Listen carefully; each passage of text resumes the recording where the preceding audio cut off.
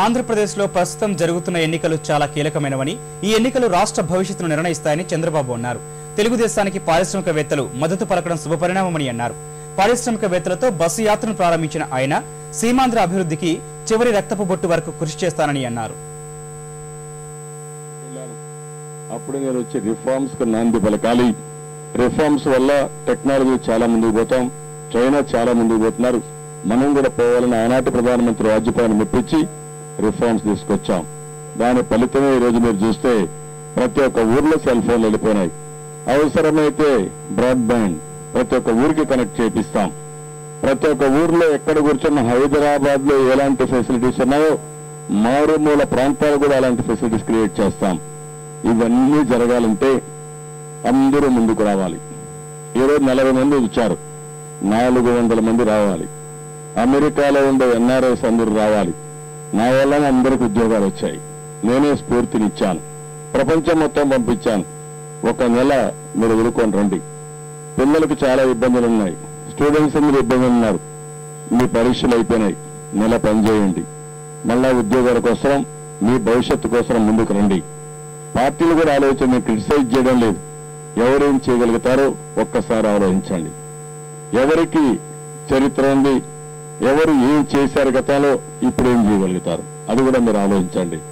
ఆలోచించి తగిన నిర్ణయం తీసుకోమని ఈ యొక్క రాష్ట్ర నిర్మాణం, నేను పునర్నిర్మాణం వాడడం లేదు. పునర్నిర్మాణాన్ని వాడాలంటే ఏదో నిర్మాణం జరిగి ఉండాలా, ఏమి నిర్మాణమే లేదు అక్కడ. ఇప్పుడు పునాదుల నుంచి నిర్మాణం చేయాలి.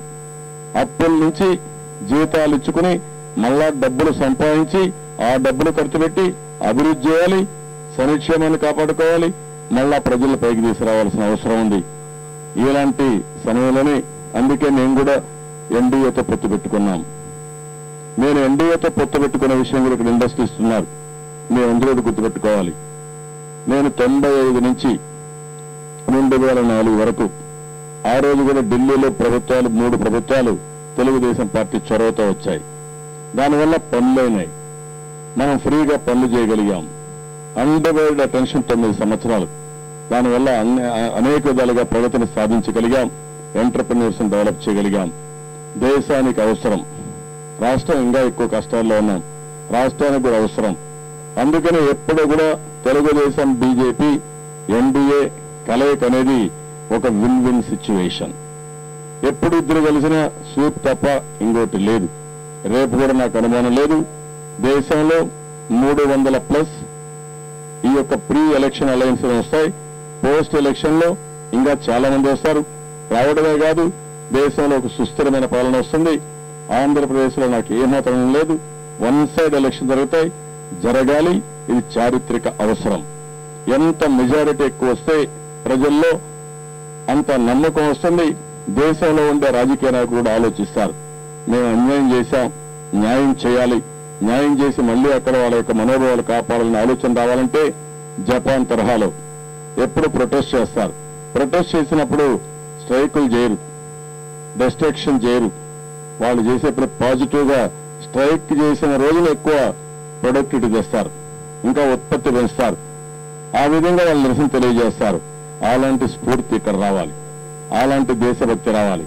అది రావాలంటే అన్యాయం చేసిన వాళ్ళకి గుణపాఠం చెప్పే విధంగా మొత్తం అందరూ కూడా ఏకపక్ష ఎన్నికలు జరిపించి ఫుల్ మెజారిటీతో వస్తే ఢిల్లీలో కూడా మన వాయిస్ పెరుగుతుంది, పరపతి పెరుగుతుంది. దీనివల్ల మన సమస్యలన్నీ పరిష్కారం అవుతాయి. నాకు ఒక నమ్మకం ఉంది. వీళ్ళందరినీ మీరు చూస్తే వీళ్ళందరూ చిన్నవాళ్ళే పుట్టినప్పుడు, అందరూ 1 కేజీ బేబీలుగానే పుట్టుంటాం. దానికంటే ఎక్కువ పెద్ద వెయిట్ ఎవరికి లేదు.